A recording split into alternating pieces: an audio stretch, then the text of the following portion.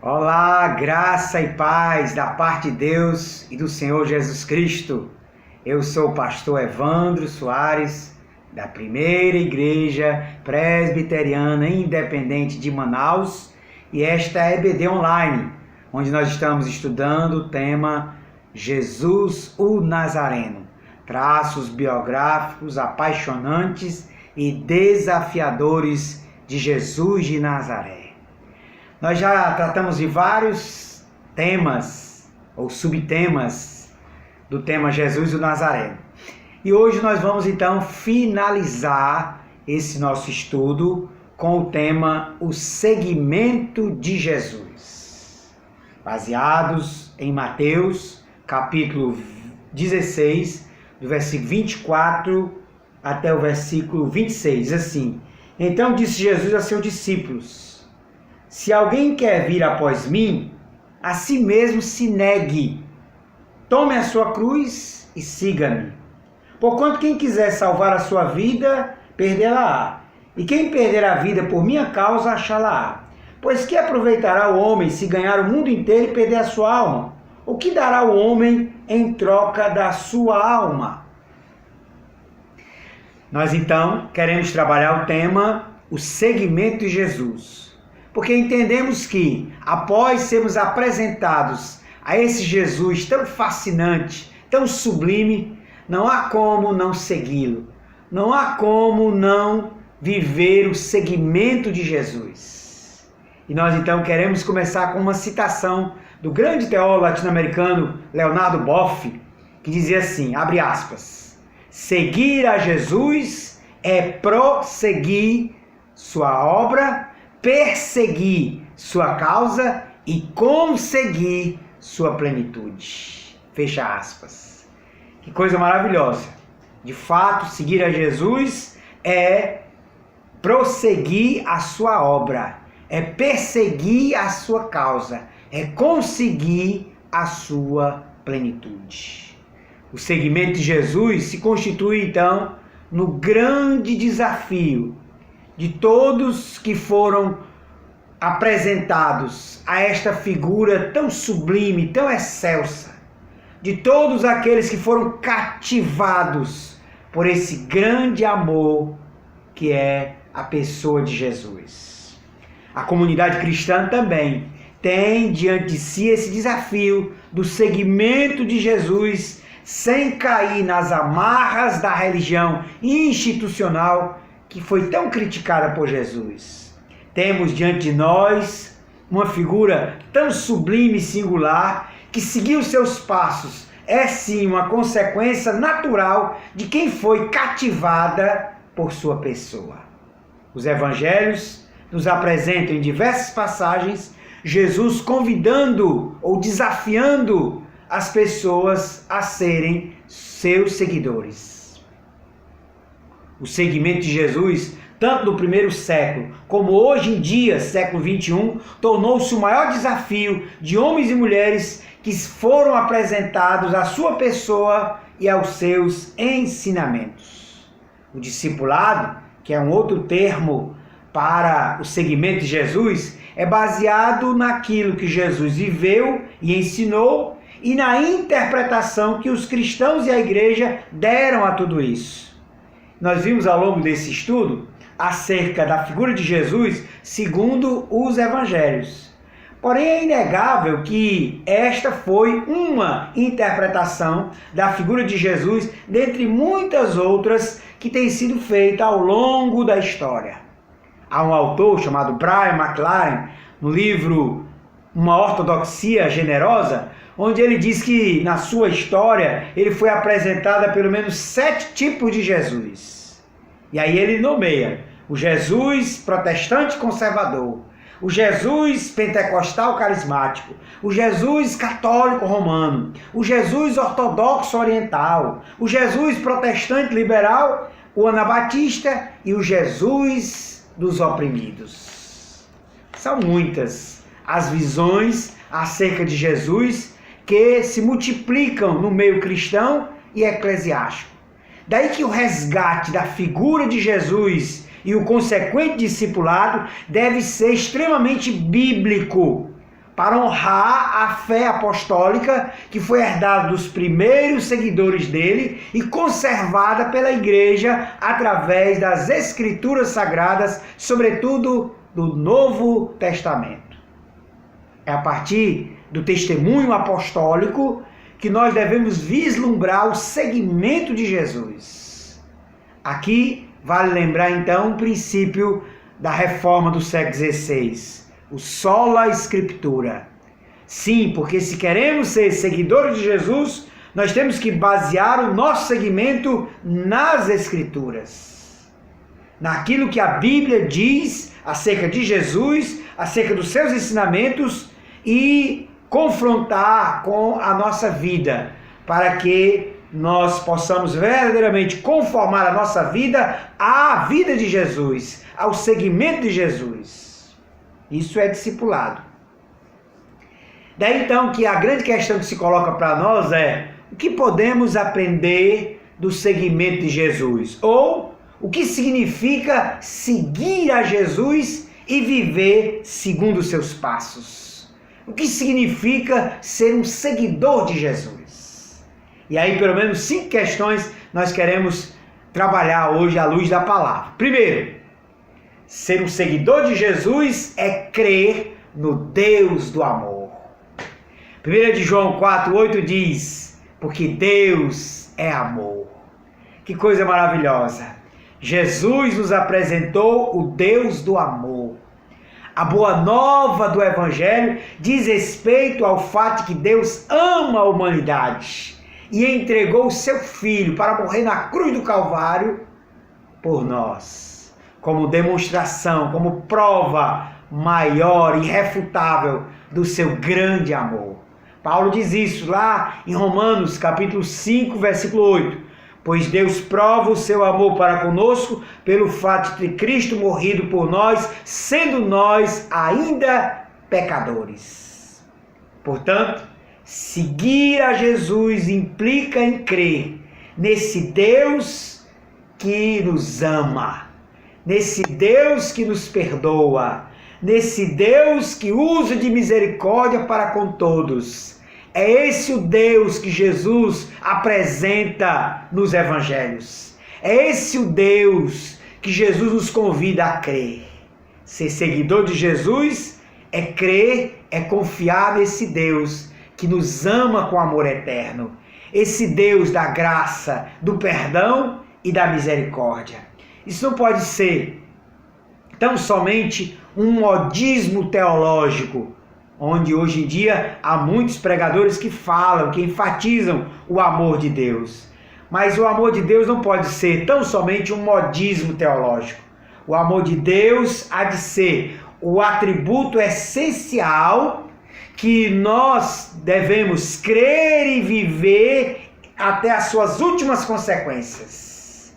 Por isso é que o discípulo de Jesus há de ser alguém que, crendo nesse Deus do amor, se sente amado. Essa deve ser a definição maior de um discípulo de Jesus. Nós somos amados. Sim, o amor de Deus, esse Deus que nos ama incondicionalmente, deu significado à nossa existência. Portanto, seguir a Jesus é crer no Deus do amor. 1 de João 3:1 diz: vede, filhinhos, vede, com que grande amor nos tem amado o Pai, pelo fato de sermos chamados filhos de Deus. Você é amado, eu sou amado. Ser seguidor de Jesus é crer nesse Deus do amor. Mas há uma segunda questão que podemos também colocar. É que ser seguidor de Jesus é viver para o reino de Deus. O seguimento de Jesus, do Nazareno, implica também em viver para o reino de Deus, com todas as suas consequências individuais e comunitárias. Nós vimos ao longo desse estudo que o reino de Deus é um reino de liberdade, é um reino de justiça, é um reino de igualdade, é um reino de fraternidade, é um reino de paz e dignidade para todos. é uma verdadeira revolução, anunciada por Jesus, vivida por Jesus, e que deve também ser vivida, encarnada, por todos aqueles que se dizem seus seguidores. Nós temos o dever, se somos seguidores de Jesus, de encarnar, de semear, de sinalizar o reino de Deus neste mundo. Por isso, queridos, é que Paulo diz que o reino de Deus, Romanos capítulo 14, versículo 17, o reino de Deus não é comida nem bebida, mas justiça, gozo, paz e alegria no Espírito Santo. Isso não pode ser tão somente valores que nós individualizamos, interiorizamos. Esses valores, esses princípios do reino devem ser vividos também a nível de sociedade. Daí que nós, os cristãos, daí que os seguidores de Jesus estão implicados com os valores do reino de Deus, e ser seguidor de Jesus é comprometer-se com o reino de Deus, com estes valores, com estes princípios que devem ser semeados não só individualmente na nossa vida, mas também coletivamente na nossa sociedade.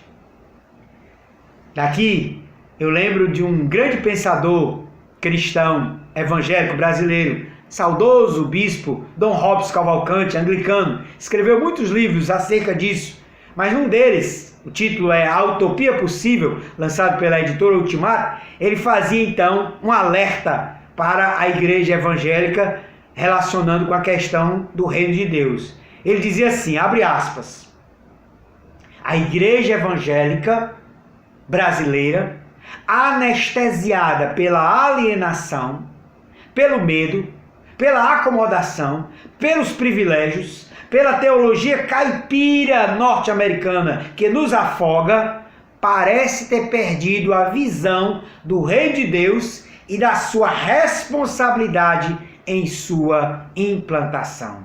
Fecha aspas.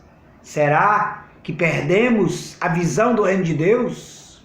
Será que perdemos a responsabilidade que cabe a cada cristão, a cada discípulo, a cada igreja, de ser semeador do reino de Deus? De ser implantador do reino de Deus? Jesus foi o implantador do reino de Deus, mas cabe a cada cristão também ser um semeador do reino de Deus. É a ideia teológica do agora, do já e do ainda não. Jesus iniciou o reino de Deus e o reino de Deus já chegou com Jesus, mas ainda não se concretizou na sua plenitude. Nós, cristãos no século XXI, estamos entre esse já e o ainda não. Daí que nós precisamos implantar, semear, sinalizar os princípios e os valores do reino de Deus no agora, no já, para que ele venha se concretizar em sua plenitude no que os teólogos chamam de ainda não. Ele ainda não se concretizou, mas ele vai se concretizar na eternidade. E enquanto ele não se concretiza, nós cristãos precisamos ser semeadores deste reino. Terceira questão: comprometer-se com a igreja. Evangelho de Mateus, capítulo 16, quando Jesus, na confissão de Pedro, responde a Pedro, no versículo 18, ele diz assim: também eu te digo que tu és Pedro, e sobre esta pedra edificarei a minha igreja, e as portas do inferno não prevalecerão contra ela. O verdadeiro seguidor de Jesus compromete-se com a igreja de Jesus. Porque notemos, queridos, a igreja não é dos homens, a igreja é de Cristo. Ele mesmo disse, a minha igreja. Jesus tem uma igreja. Essa igreja está há 2000 anos caminhando na face da terra. E os discípulos de Jesus comprometem-se com esta igreja, a igreja de Cristo. É interessante notar isso, porque há grupos por aí, chamados de desigrejados, que defendem a ideia de que não, nós temos somente que seguir a Jesus e esquecer a igreja. Há até um movimento americano que já chegou no Brasil, que tem esse lema: siga Jesus, esqueça a igreja. Mas esse é um equívoco fenomenal, porque seguir a Jesus implica em comprometer-se com a sua igreja, com o seu povo. Pedro, escrevendo lá na sua primeira epístola, no capítulo 2, versículo 9, ele diz: vós, porém, sois raça eleita, sacerdócio real, nação santa, povo de propriedade exclusiva de Deus, a fim de proclamar as virtudes daquele que vos chamou das trevas para a sua maravilhosa luz. Então, lá nesse texto, ele diz que nós somos esse povo de propriedade exclusiva de Deus, a igreja. E aí, interessante que no versículo 10 ele diz assim: vós sim, que antes não erais povo, mas agora sois povo de Deus. Deus tem um povo, Jesus tem um povo, e este povo chama-se a igreja de Jesus. Ser discípulo de Jesus é comprometer-se com a igreja. Daí, meus queridos, que nós temos que rejeitar essa ideia que prevalece muitas vezes entre desigrejados, que nós não precisamos de igreja. O discípulo de Jesus compromete-se com a igreja. O discípulo de Jesus faz parte da igreja, porque ele é povo de Deus.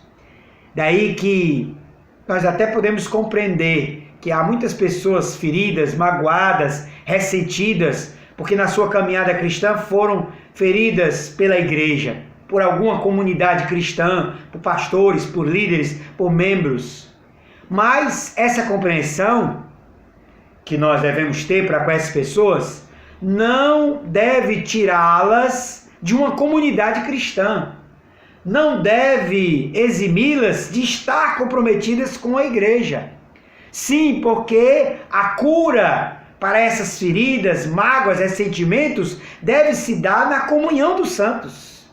Que estas pessoas procurem, se forem feridas numa comunidade, procurem outra comunidade cristã para serem saradas, curadas dessas mágoas, desses ressentimentos, dessas feridas.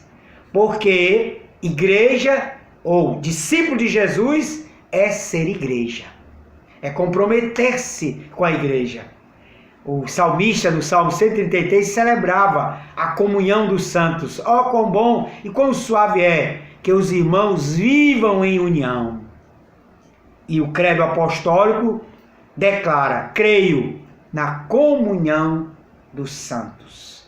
Portanto, ser discípulo de Jesus é comprometer-se com a igreja. Quarta questão: ser discípulo de Jesus é estar em sintonia com o Espírito de Deus. Atos dos Apóstolos, capítulo 16, versículo 7. Olha lá, Atos dos Apóstolos, 16, versículo 7. Defrontando Mísia, tentavam ir para Bitínia, mas o Espírito de Jesus não o permitiu. O Espírito de Jesus é o Espírito de Deus, que é o próprio Deus. E aqui Lucas faz esse registro de que o Espírito de Jesus impediu os servos de Deus de ir para a Bitínia, porque ele tinha outro propósito.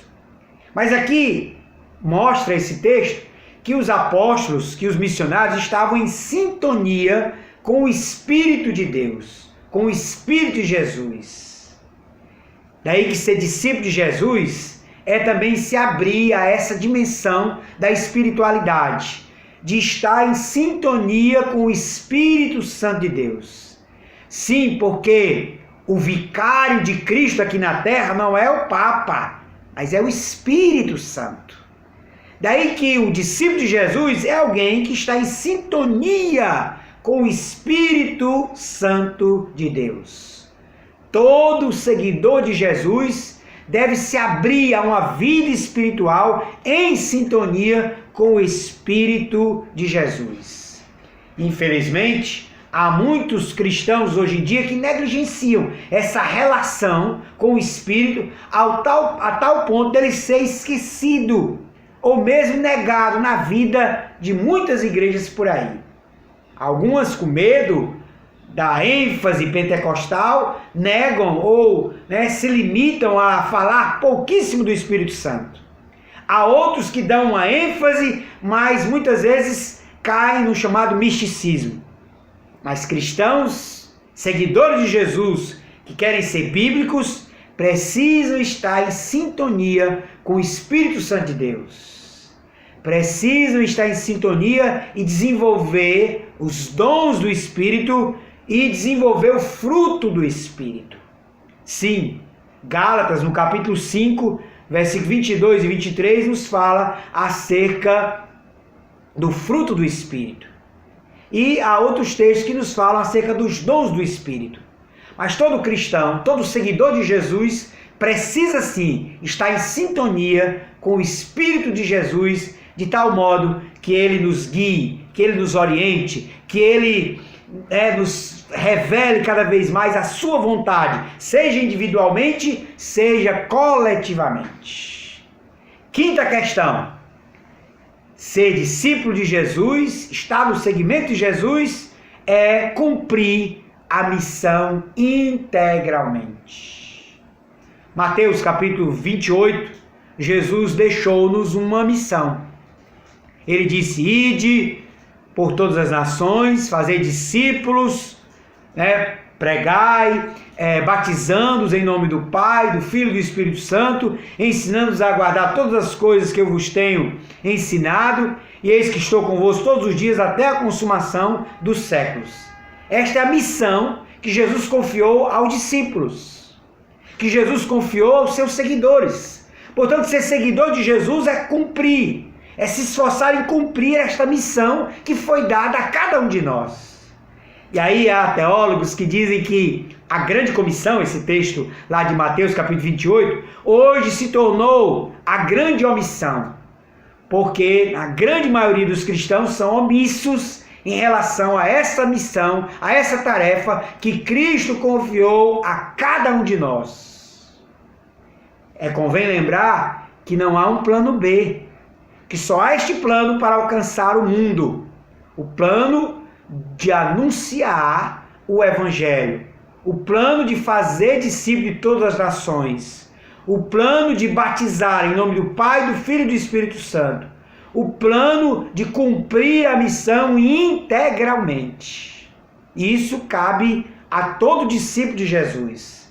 Portanto, ser seguidor de Jesus é cumprir a missão que nos foi dada por Jesus. Seguir a Jesus implica em cumprir esta missão integralmente. E é importante dizer integralmente porque nós temos como tarefa o homem todo. Isso, o Pacto de Lausanne, realizado em 1974, deixou isso muito claro.